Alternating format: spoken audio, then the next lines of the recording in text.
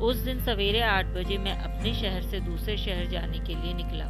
मैं railway station पहुंचा, पर देरी से पहुंचने के कारण मेरी ट्रेन निकल चुकी थी। मेरे पास दोपहर की ट्रेन के अलावा और कोई चारा नहीं था। मैंने सोचा कहीं नाश्ता कर लिया जाए। क्योंकि बहुत तेज भूख लगी हुई थी, इसलिए मैं होटल की ओर जा रहा था। अचानक रास्ते में मेरी नज़र फुटपाथ पर बैठे 2 बच्चों पर पड़ी।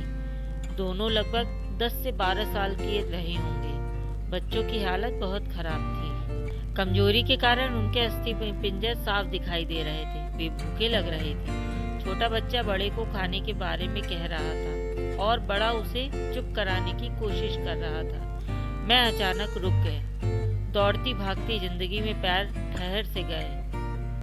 जीवन को देख मेरा मन भर आया। सोचा इन्हें कुछ पैसे दे दिए जाए। मैं उन्हें 10 रुपए देकर आगे बढ़ गया, लेकिन तुरंत मेरे मन में एक विचार आया, कितना कंजूस हूँ मैं। 10 रुपए में क्या मिलेगा? चाय तक तो ढंग से नहीं मिलेगी। स्वयं पर शर्म आई, फिर वापस लौटा। मैंने बच्चों से कहा, कुछ खाओगे? बच्चे थोड़ा असमंजस में पड़ गए।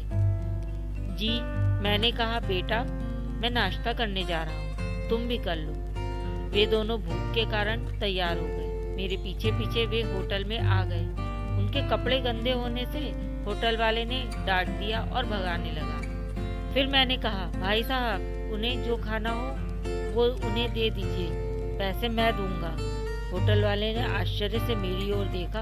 उसकी आंखों में उसके बर्ताव के लिए शर्म साफ नजर आ रही थी। फिर बच्चों ने नाश्ते में मिठाई व लस्सी मांगी। सेल्फ सर्विस के कारण मैंने नाश्ता बच्चों को लेकर दिया। बच्चे जब खाने लगे, उनके चेहरे की खुशी कुछ निराली ही थी। मैंने भी एक अजीब संतोष महसूस किया।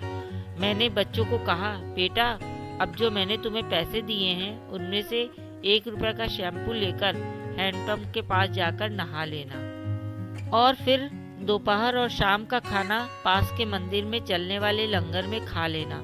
मैं नाश्ते के पैसे चुकाकर फिर अपनी दौड़ती दिनचर्या की ओर बढ़ निकला, और वहां आसपास के लोग बड़े सम्मान के साथ देख रहे थे। होटल वाले के शब्द आदर में परिवर्तित हो चुके थे। मैं स्टेशन की ओर निकला। थोड़ा मन भारी लग रहा था।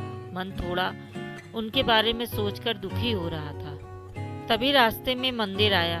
मैंने मंदिर की ओर देखा और कहा, हे भगवान, आप कहाँ हैं? इन बच्चों की ये हालत, ये भूख, आप कैसे चुप बैठ सकते हैं? दूसरे ही क्षण मेरे मन में विचार आया, अभी तक जो उन्हें नाश्ता दे रहा था वो कौन था?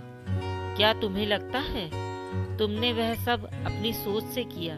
मैं स्तब्ध हो गया। मेरे सारे प्रश्न समाप्त हो गए। ऐसा लगा जैसे मैंने ईश्वर से बात की। मुझे समझ आ चुका था, हम निमित्त मात्र हैं। उसके कार्यकलाप वो ही जानता है, इसीलिए वो महान है। भगवान हमें किसी की मदद करने तभी भेजता है जब वह हमें उस काम के लायक समझता है। यह उसी की प्रेरणा होती है। किसी मदद को मना करना वैसा ही है जैसे भगवान के काम को मना करना।